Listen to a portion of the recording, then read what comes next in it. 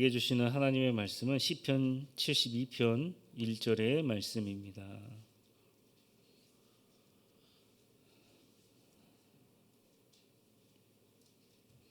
제가 봉독하도록 하겠습니다. 하나님이여, 주의 판단력을 왕에게 주시고 주의 공의를 왕의 아들에게 주소서. 아멘. 옆 사람과 함께 평화 인사하도록 하겠습니다. 주님의 평화를 빕니다. 평화를 빕니다. 평화를 빕니다. 한국 영화에서 관객들을 압도한 소위 3대 신이 있습니다.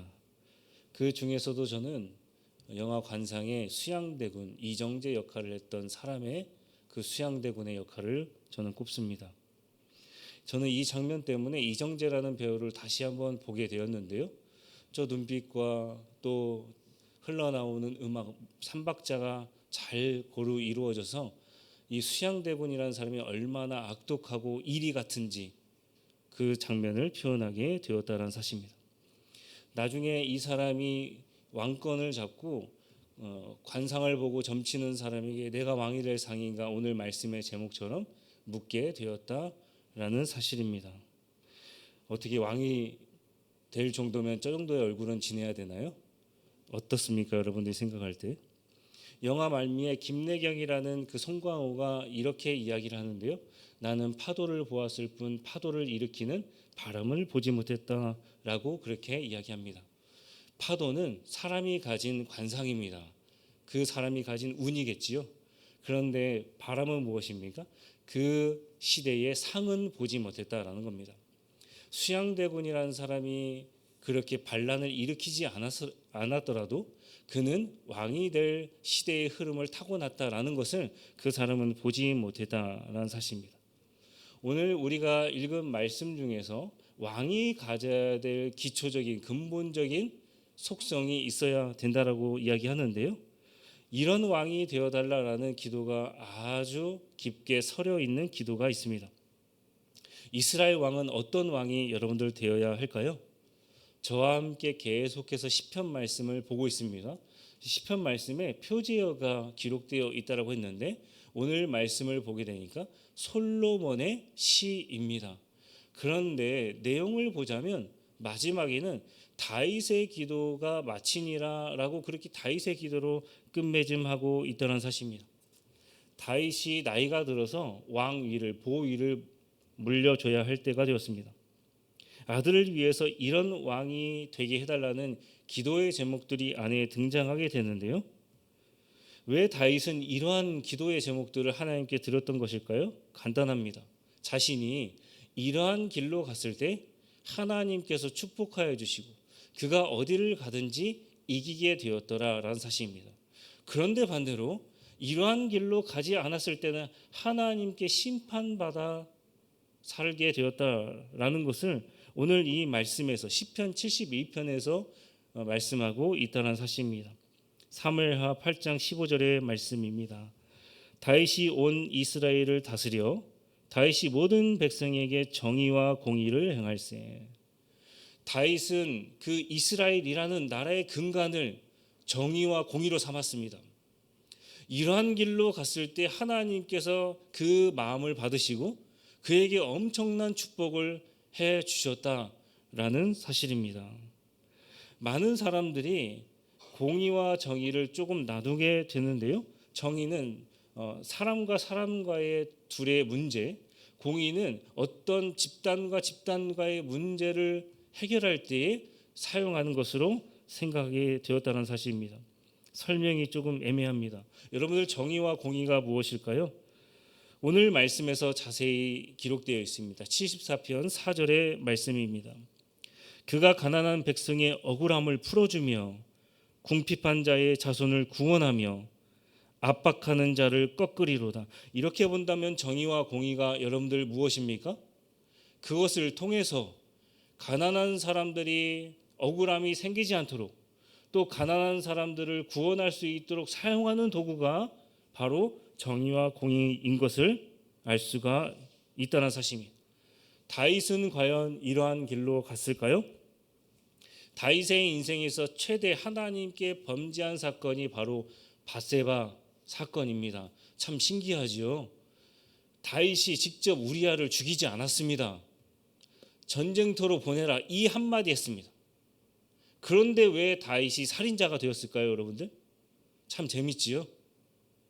다윗이 직접 칼을 들고 그를 죽이지 않았음에도 불구하고 우리는 그를 살인자로 생각을 합니다. 다윗은 왕이지요. 무소불위의 권력을 가지고 있습니다. 다윗이 말하는 순간 그것은 법이 되어서 꼭 지켜야 하는 것으로 되어 있다는 사실입니다. 왕의 말에 토를 달거나 반대하는 사람들은 좀 심각하게 얘기하면 그를 죽일 수도 있었다라는 사실입니다. 그런데 믿는 사람과 믿지 않는 사람의 기준이 여기에 갈라지게 된다는 사실입니다. 믿는 사람들은 그 사람을 못 죽여요. 그런데 믿지 않는 사람들은, 우상 숭배자들은 어떻게 합니까? 이세벨이 나봇이라는 사람을 죽였듯이 그냥 죽이면 그만이다 라는 사실입니다. 다윗은 어떻게 했을까요? 하나님밖에 몰랐지만 나단이라는 선지자를 통해서 책망을 듣게 됩니다. 꾸짖음을 듣게 되었다는 사실이에요. 가난한 사람에 대한 비유입니다. 가난한 사람은 암양 한 마리만 있었다라는 겁니다. 그 암양을 자신의 소유물로 생각하지 않고 가족처럼 여겨서 사랑하며 애지중지 그렇게 살게 되었다는 사실입니다. 어느 날 부자에게 소출이 많았고 그가 가축이 많았는데 자신에게 손님이 찾아왔습니다. 그런데 자신이 가지고 있는 것 가지고 그 손님을 대접하면 되는데 그 부자가 여러분들 어떻게 했습니까? 가난한 사람 것에 한 가지 있는 거, 그게 없으면 안 되는데 그거를 빼앗아서 자신의 손님에게 밥상을 차려주게 되었다는 사실입니다. 다윗이 그 말을 듣고 어떻게 했습니까? 그런 나쁜 놈이 있습니까? 때려 죽여도 모자랍니다. 그 사람은 가난한 사람 것에 빼앗은 4배를 갚아야 됩니다 라고 정의와 공의를 근간으로 나단에게 이야기를 하게 되었다는 사실입니다. 그랬더니 나단이 무엇이라 얘기합니까? 그건 너, 바로 너 라고 이야기하게 되었다는 사실입니다. 하나님께서 비천한 다윗을 이스라엘의 지도자로, 왕으로 세워주셨습니다. 하나님의 은혜를 잊게 된 것이죠. 그러니까 공의를, 정의를 행할 수가 없게 되었다는 사실입니다. 다윗이 사울에게 도망다닌 횟수가 10년이라는 횟수입니다. 사울의 손에서 하나님께서는 다윗을 건져내 주셨습니다. 그런데 다윗이 어떻게 했습니까? 자신이 가진 위치와 권력을 가지고 사람을 죽이게 만들었습니다. 여러분들 어떻게 하면 좋겠습니까? 그래서 하나님의 심판이 임하는 거예요.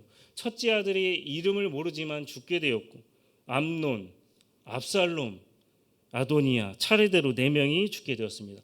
여러분들 이것이 바로 하나님의 정의와 공의입니다. 가난한 자를 생각하는 하나님의 정의와 공의가 여기에 서려 있었다는 사실입니다. 지금도 그렇지만 가난한 사람들이 억울한 일을 당할 때 어디에 가서 송사를 할 수가 있겠습니까, 여러분들? 하늘 법정이 열리는 거예요. 하나님께서 이 땅에 직접적으로 개입하셔서 가난한 사람들을 못 살게 구는 그 사람들을 정의와 공의로 심판해 주신다라는 사실입니다. 오늘 우리가 읽은 말씀 1절과 2절의 세 번역 성경의 말씀입니다.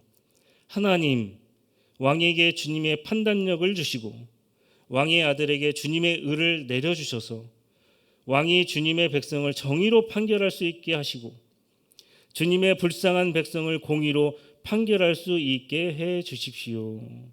주님의 의를 내려주셔서 보셨습니까? 공의와 정의는 사람이 가지고 있는 것입니까, 여러분들? 아닙니다. 우리가 기도할 때 하나님께서 건 바이 건, 케이스 바이 케이스 그때마다 하나님께서 내려주시는 것이 바로 정의와 공의다라는 사실입니다. 누가 한 사람이 소유할 수 있는 세상적인 어떤 물건이 아닙니다. 은사와 복, 은혜처럼 하나님께서 내려주셔야 그 왕이, 지도자가 가난한 사람들을 불쌍히 여기고 그들을 생각할 수 있는 그 마음이 바로 정의와 공의다라는 사실입니다. 만약 재판장이 뇌물을 받고 여러분들 판결을 한다라고 한다면 세상이 어떻게 되겠습니까?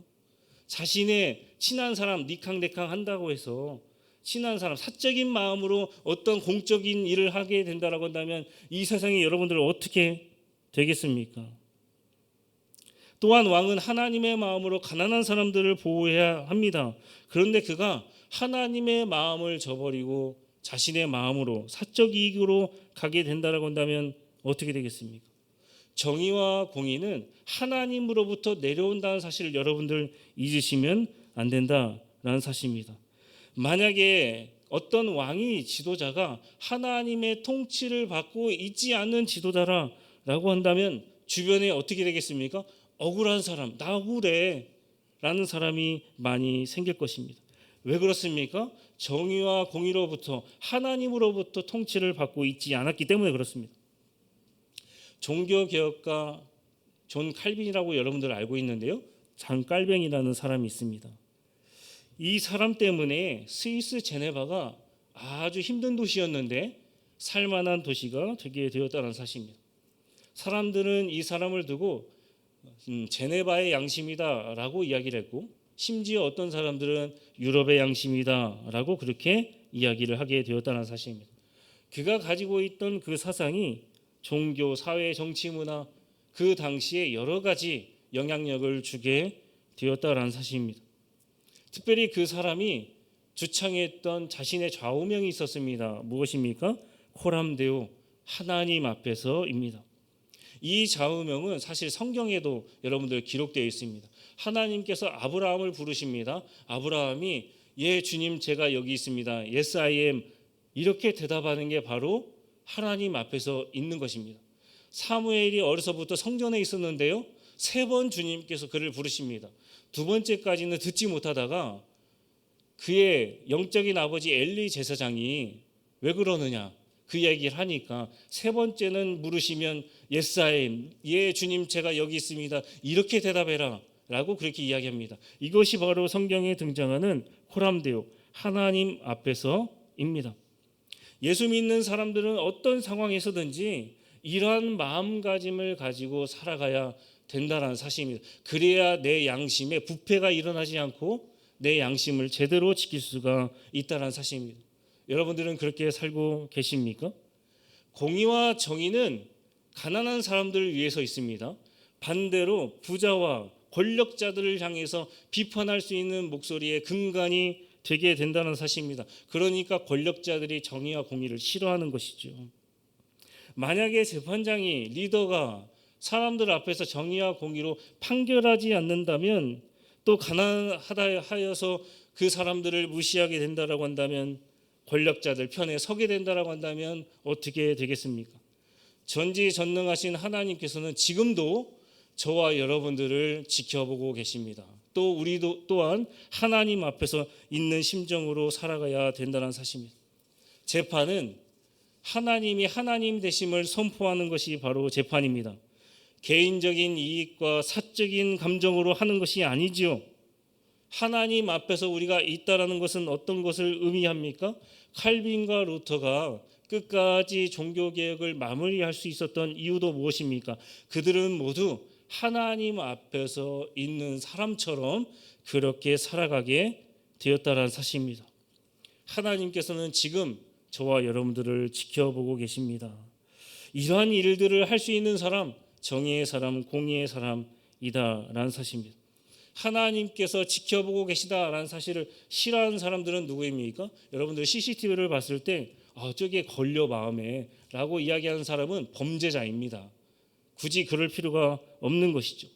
하나님 앞에서 있는 사람, 하나님이 나를 지켜보고 계신다라는 사실을 인지하며 살아가는 사람, 그 사람이 참 자유의 사람입니다. 하나님의 정의와 공의를 행할 사람입니다.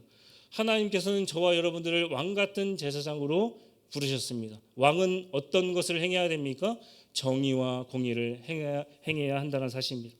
오늘 하루 여러분들이 살아가는데 하나님의 정의와 공의가 하나님께서 내려주셔서 충만케 되시기를 주님의 이름으로 간절히 소망합니다. 기도하겠습니다.